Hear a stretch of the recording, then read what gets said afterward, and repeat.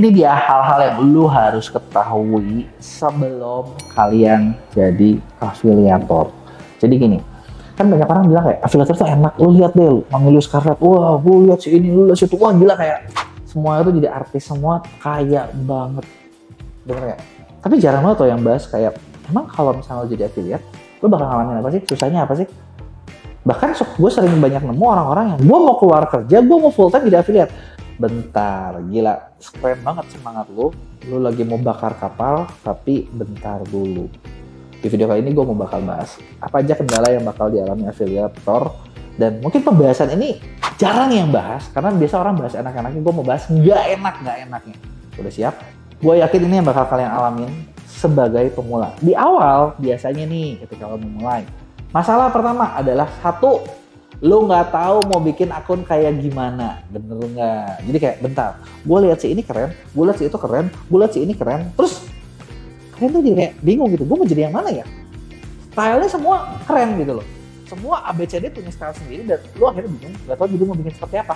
Nah, yang jadi masalah adalah ketika lo mencoba terombang-ambing dengan cara A, B, C, D, E, kalian nggak punya jati diri. Jadinya akunnya juga jadinya ya udah aja kemana-mana aja gitu tanpa ada style utamanya gitu. Nah, terus apa nih solusinya gitu ya kalau misalnya lo ngalamin seperti itu? Kalau lo ngalamin seperti itu, nah dari beberapa hal yang lo lihat, coba yang lo suka gitu, karena suka beberapa hal, kalian bisa gini, coba lihat dengan gaya kalian mana yang paling cocok. Misalnya lo lihat nih gayanya A suka, gayanya B suka, gayanya C suka, lo cobain adaptasi, jangan tiru plak gitu loh.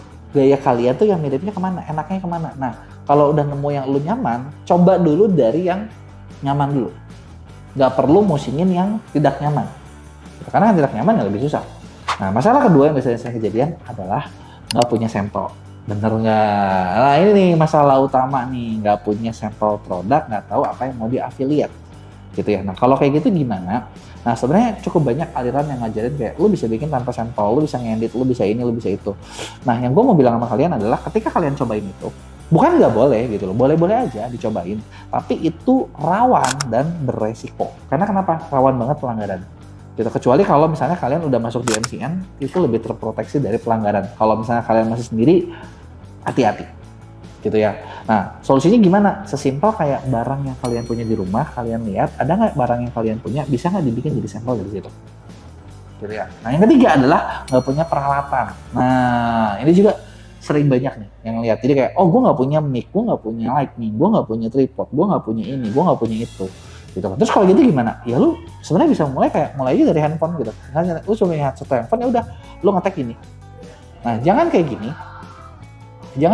Kenapa? Karena kalau misalnya gear lo terbatas, kamera depan itu otomatis udah jelek. Mendingan dibalik supaya pakai kamera belakang. Kamera belakang minimal lebih oke lah. Meskipun ya nggak bagus-bagus banget, tapi at least you try gitu. Cobain dulu deh, mulai dulu. Gitu kan. Nah, masalah berikutnya adalah nggak punya waktu. Nah, jadi kayak, aduh, oke lah, gue cobain nih, gue bingung mau bikin apa, tapi waktunya kapan ya? Ininya kapan ya? Jadi kayak kalian mencari waktu yang tepat buat mulai. Nah, sebenarnya gue bilang ini tuh kurang tepat banget. Kenapa? Karena waktu yang tepat nggak pernah ada. Waktu yang tepat lu ciptain sendiri. Jadi kayak misalnya gini, contoh gini, aduh, hari ini lagi misalnya kalian kerja ya, pulang kerja udah sore gitu, udah capek sih. Ya udah, sore bikin paksain ini bikin satu, cuman satu loh, nggak usah banyak-banyak. Atau gini, sebelum lu pergi kerja, siapin 5 menit, pokoknya harus beres. Karena 5 menit sebenarnya nggak akan fatal banget ya. 5 menit bikin konten harus beres. Nah, bikinnya apa? Yang penting ngeteknya deh. Nanti ngeditnya mungkin kayak lu lagi di jalan juga mungkin bisa. Lu lagi makan siang bisa gitu kan. Sebenarnya kalau ngomongin waktu tuh gimana kita niatin doang. Gitu kan. Nah, udah itu biasanya kalau di awal satu lagi nggak bisa bikin konten berkualitas. Nah, ini sebenarnya nih menurut gue sih bukan problem sih. Karena kenapa? Karena gini, di awal lu memang nggak harus bikin konten berkualitas. Nggak harus bagus dulu. Yang penting mah bikin aja dulu. Karena kalau lu bikin dulu, ya bagus itu ngikutin. Gitu. Jadi nggak di awal nggak bagus juga nggak apa-apa. Yang penting jalan dulu. Gue inget kok video pertama gue juga kayaknya jelek banget. Tapi ya udah gitu, that's it. Mau gimana lagi? Gitu kan. Karena kalau misalnya lu nggak pernah memulai, ya lu nggak pernah ada yang jalan. Gitu ya. Nah, terus apa lagi nih? Nah, setelah kendala awal mulai, biasanya nih, ini kendala-kendala yang lu bakal lewatin. Lu bakal masuk ke kendala tengah. Nah, kendala ketika udah jalan. Nah, ketika udah jalan, beda lagi problemnya. Problemnya apa? Satu, pasti bakal banyak yang ngalamin, pertama tuh akunnya stuck.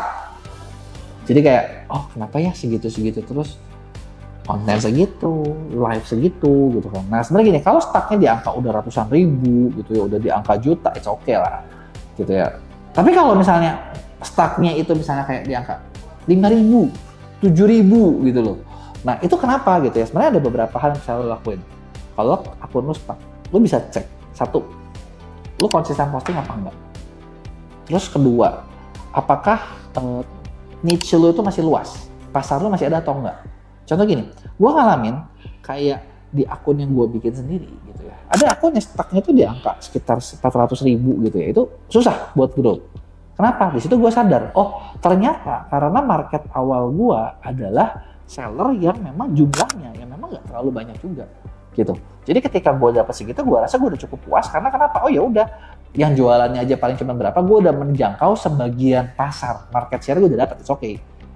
Gitu loh. Kalau gitu lu lihat, coba jangan-jangan pasar lu yang memang udah terlalu sempit. Nah, atau kualitas konten lu yang memang lu harus tingkatin.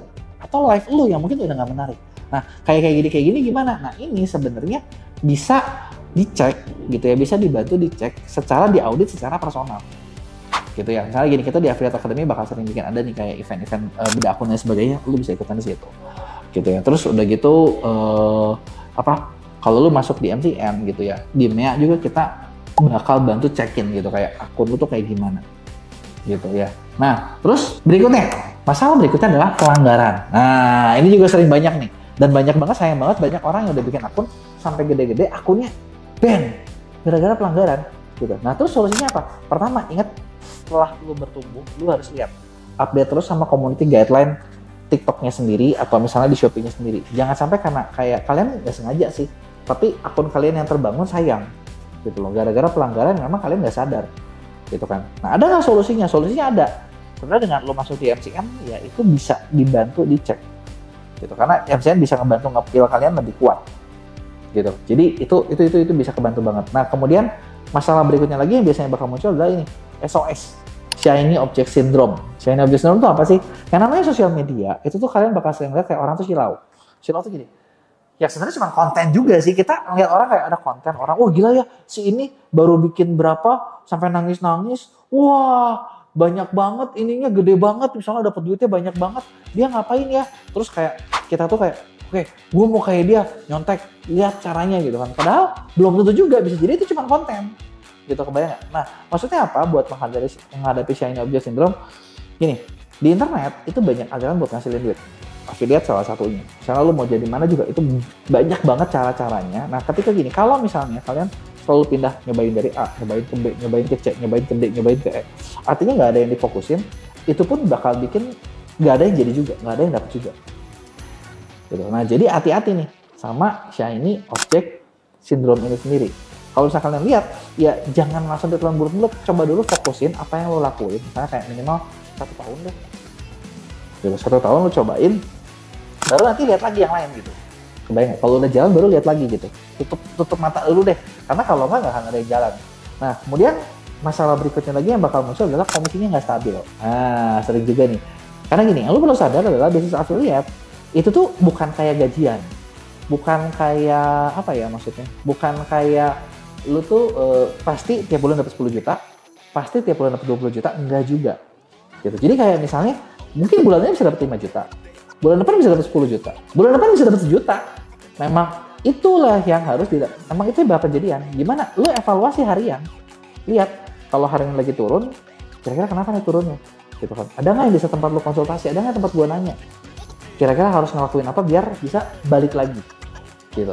Ya. Nah, itu adalah kendala setelah mulai. Setelah mulai gimana?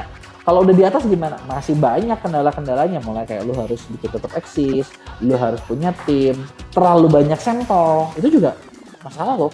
Karena kalau terlalu banyak sampel dan terus nggak ada yang kekerjain juga repot. Gitu kan, kebijakan yang berubah-berubah gitu kan, kayak dari misalnya nih aturan dari platform hari ini begini, besok begini, hari ini begini, besok begini. Nah, itu adalah aturan-aturan juga yang banyak berubah, yang perlu lu apa ya? Perlu lu akalin gitu kan. Nah, kalau yang di atas gimana gitu kan? Yang di atas ya, gue nggak akan bahas di sini. Kenapa? Karena gue yakin kalau lu di atas tuh nggak menonton video ini, beneran nggak?